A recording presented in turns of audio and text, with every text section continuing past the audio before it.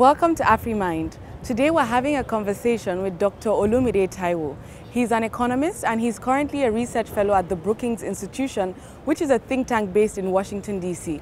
And today we're going to cover a wide range of topics, from why do policies seem to fail in Africa to what's going on with Zimbabwe. And then finally, we're going to revisit a very old topic, which is foreign aid in Africa. How do we get past that?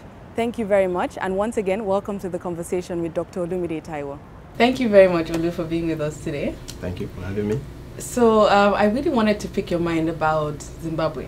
Okay. So we've sort of seen mixed reports on Zimbabwe recently. So, for example, the EU recently reduced the amount of humanitarian aid that they're giving to Zimbabwe because they say that things are not as bad as they were before. Yeah. On the other hand, we still see lots of political tension in Zimbabwe about the constitution, rewriting it, and the upcoming elections. So the question is, for you, what do you see as the future of Zimbabwe? I think in the last few years, one thing that looking from outside, one thing we've seen is that they seem not to have this unrest about youth unemployment, not as deep as it is in North African countries, and especially because of what they've done in the past.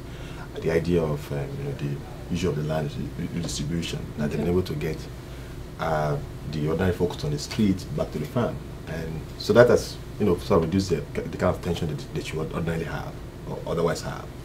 So, but I think that where they are right now, if they can get the constitution process right, and I think they will. Okay. Yeah, I think they will. It could be messy, but this is institution building. It's always messy. It's also, you just get there in the end. It's not always clean.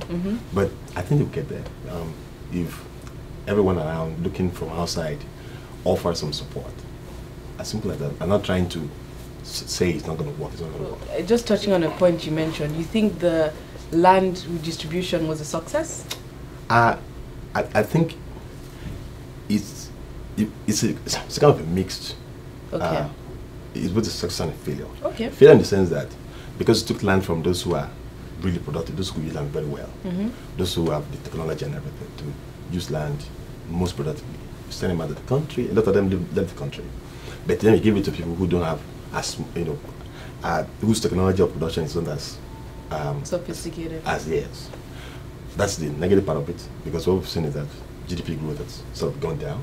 But in terms of the problem they had with citizens, remember what South Africa is sort of struggling with is unemployment among the citizens, among the South Africans. So that the problem with unemployment, I think that the positive side of it is it's gone down because they've been able to move a lot of people who would otherwise not have jobs back to the farm. The land redistribution led to a lot of problems for Zimbabwe. And I think one of the biggest ones has been the economic sanctions. So recently we had Shanghai going around asking for the sanctions to be removed. Right.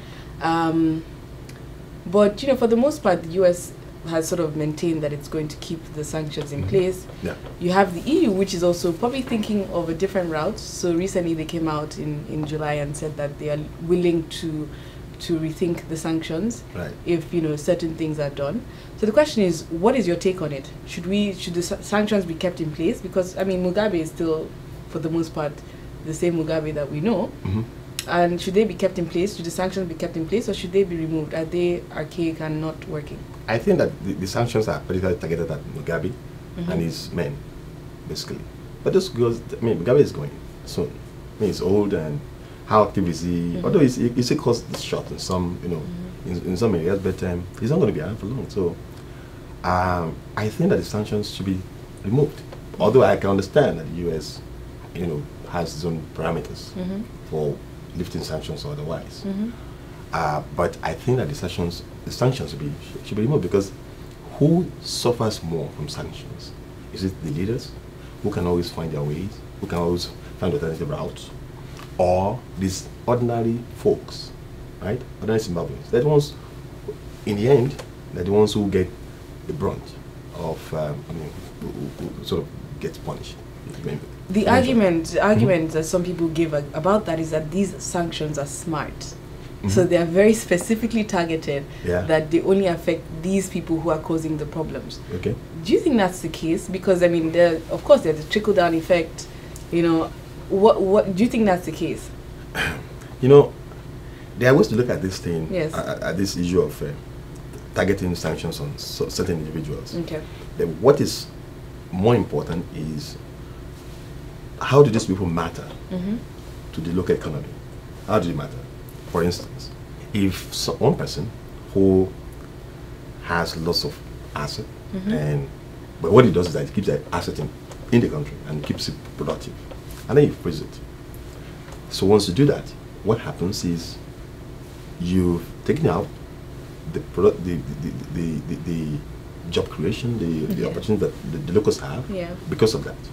And so sometimes the effect of the sanctions, of course, you are directing it at certain individuals, but I think understanding exactly how it bites the economy, how it bites the ordinary folks who shouldn't be punished.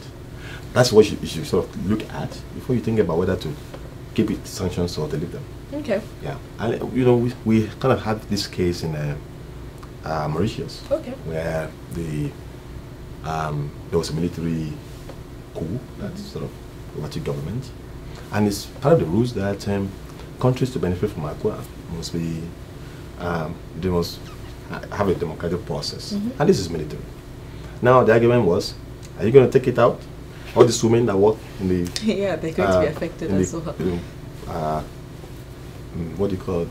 In this industry that's been successful in AGUA. So you want to tell those women that, hey, we don't care about your jobs, because these individuals, maybe a group of them, have taken over the government of the country. You're going to get punished. So that's kind of the debate that I think people are. So you thought that was a bad policy to pull out the funding? Not just me. A lot of people say so. Yeah. Okay. But that we should think about not just the letter of an idea, but the spirit of it. Yeah. So what I hear from you really is that you're saying that in Zimbabwe you're pretty much optimistic. Yeah. But what role do you think Robert Mugabe is going to play going forward? Well, he's fairly old. Old generals don't die. I mean, just leave that is. But yes. Over time, their influence wane. Their capacities to rule, to govern from their backyard sort of wane. And then I think as well as he is, he's having health problems, and I mean he can also understand. He's been a warrior. There's something that warriors understand very well. They know when the game is over. So I think so I don't think it's going to be a big factor really. So we have reason to be optimistic about the future of Zimbabwe. Yes, I do. Fantastic. Thank you very much. It's been a pleasure. Thank you.